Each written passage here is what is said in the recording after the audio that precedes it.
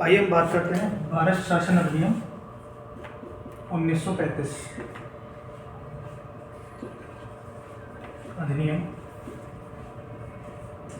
1935। भारत शासन अधिनियम 1935 क्या था, हम इसको देखेंगे। इस अधिनियम को जो 3 गोलमेज सम्मेलन लंदन में हुए थे, 3 गोलमेज सम्मेलन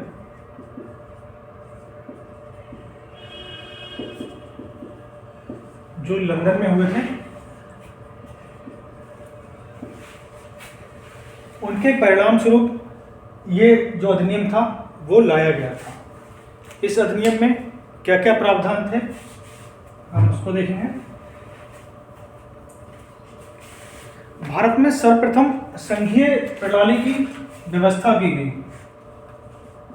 भारत में नंबर 1, भारत में सर्वप्रथम संघीय प्रणाली।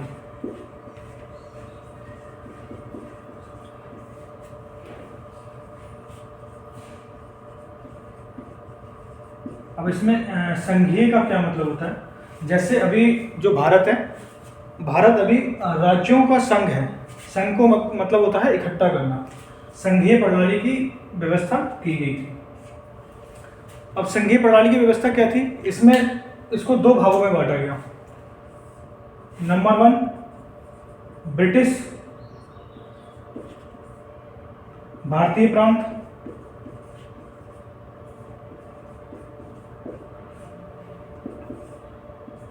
नंबर 2 देसी रियासतें।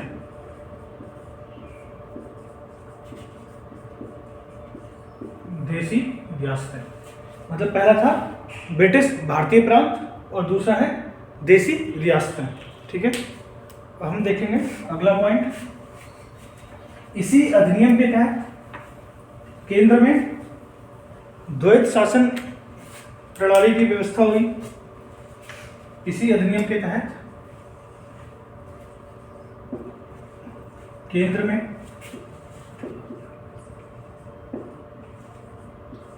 द्वैत शासन प्रणाली,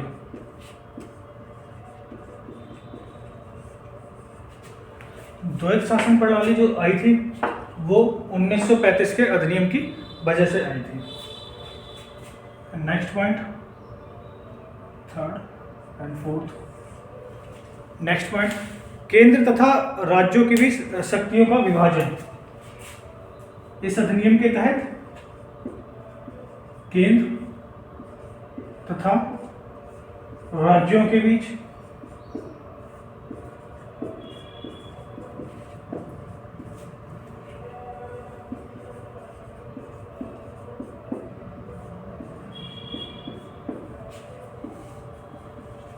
शक्तियों का विभाजन हुआ। जैसे अभी भारत में कुछ जो है विभाग वो केंद्र सरकार के अंडर में है, कुछ विभाग राज्य सरकार के अंडर में है। यही अधिनियम 1935 में था कि केंद्र तथा राज्यों के बीच जो शक्तियां थी उनका आपस में विभाजन कर दिया गया। वो कौन सी शक्तियां थी, क्या विभाजन हुआ, उसको देखेंगे।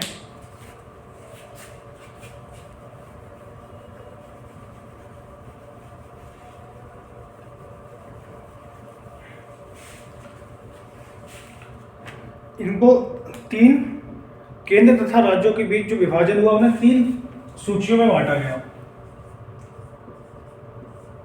3 सूचियां थी जिनमें बांटा गया था। नंबर 1 संघ सूची,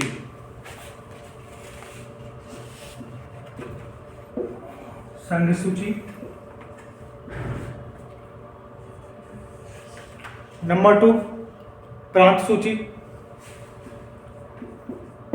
प्रांत सूची। नंबर 3 समवर्ती सूची, समवर्ती सूची। इन 3 सूचियों में शक्तियों का विभाजन हुआ था। इनके अंतर्गत कितने विषय थे? संघ सूची के अंडर में 59 जो विषय थे, जो विभाग थे वो 59 थे, 54 एंड 36।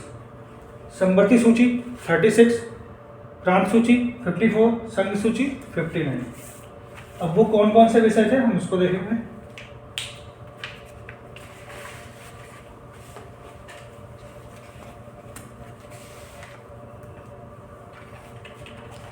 संघ सूची में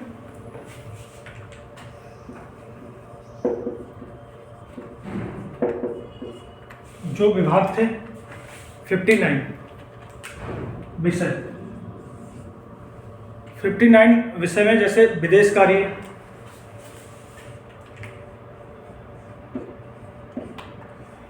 कार्य, तथा थल सेना, नौसेना तथा वायुसेना।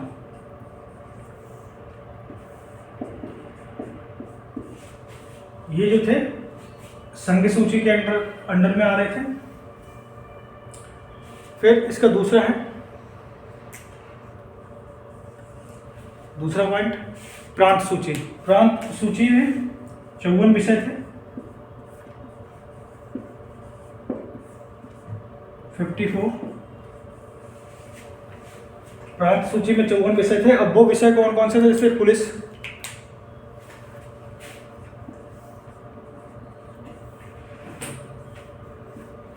पुलिस विभाग प्रांतीय सूची का विषय था। बाकी प्रांतीय लोक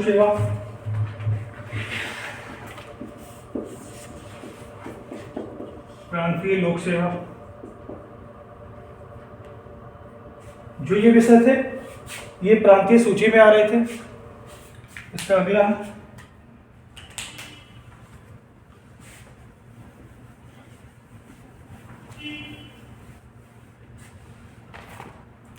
विषय संवर्ती सूची।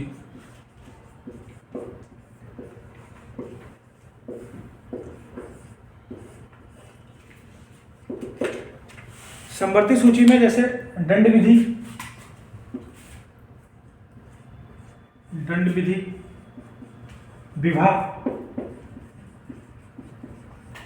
विवाह विच्छेद,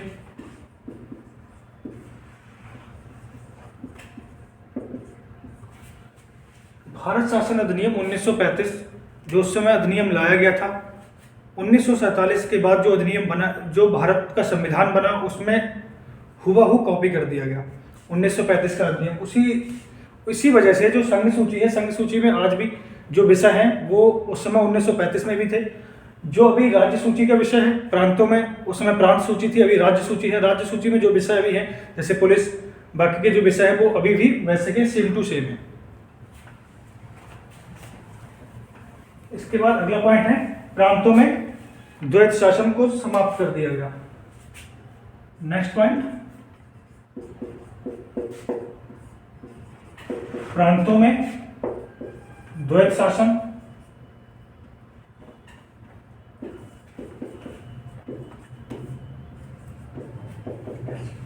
समाप्त कर दिया गया। इससे पहले जो अधिनियम आया था उसमें प्रांतों में द्वैत शासन की व्यवस्था की गई थी, लेकिन इस अधिनियम में प्रांतों में द्वैत शासन को दोबारा से समाप्त कर दिया गया। इसी अधिनियम 1935 के तहत 1937 में अगला पॉइंट संघीय न्यायालय की व्यवस्था हुई। संघीय न्यायालय का प्रावधान किया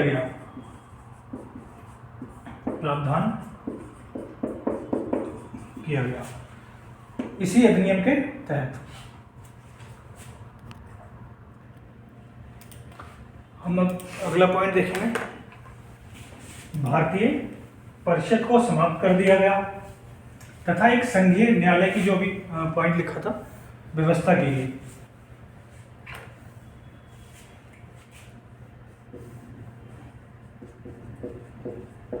भारतीय परिषद, उसको समाप्त कर दिया गया। संघीय न्यायालय की व्यवस्था हुई।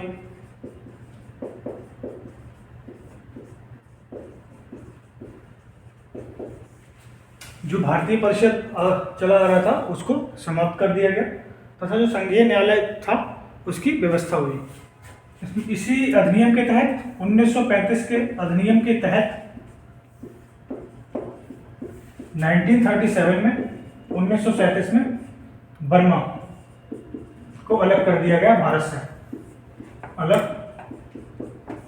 भारत से बर्मा क्या है, जो इस समय का म्यांमार है, इसको भारत से अलग कर दिया गया। इसी अधिनियम के तहत भारतीय रिजर्व बैंक की स्थापना हुई। भारतीय रिजर्व बैंक जो आरबीआई की स्थापना 1937 में 1935 के अधिनियम की वजह से, जो अधिनियम आया उसमें था इसका प्रावधान। भारतीय रिजर्व बैंक की स्थापना हुई 1937 में। इसका अगला पॉइंट है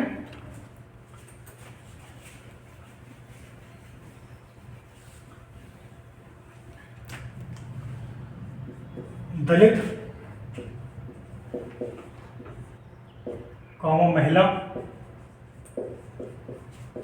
मजदूर वर्ग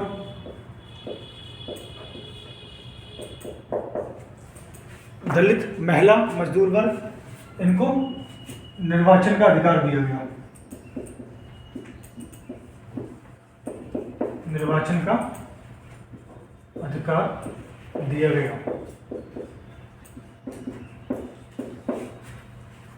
दलित महिला मजदूर वर्ग को 1935 के अधिनियम के तहत निर्वाचन का अधिकार दिया गया।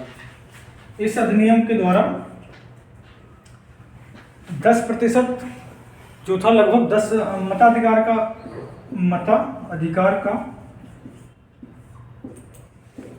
मताधिकार की व्यवस्था, 10% जनसंख्या को वोटिंग का अधिकार,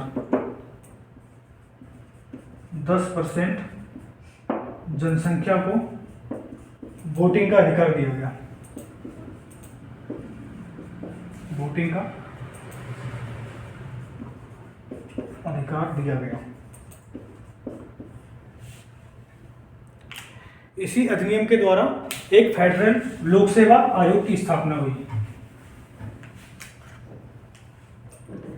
इस अधिनियम के द्वारा एक फेडरल लोक सेवा आयोग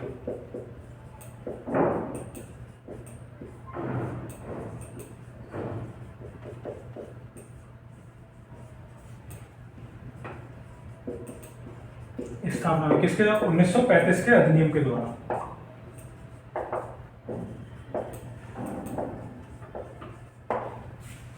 एक फेडरल लोक सेवा आयोग की स्थापना हुई। अगला पॉइंट है प्रांतीय सेवा और संघीय सेवा। प्रांतीय सेवा तथा संघीय सेवाओं को अलग कर दिया गया। को अलग कर दिया गया।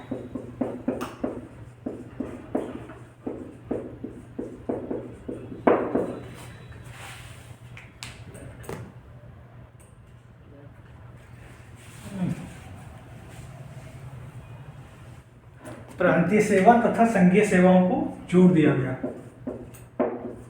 प्रांतीय सेवा प्लस संघीय सेवा, इन दोनों को इस अधिनियम के द्वारा जोड़ दिया गया था।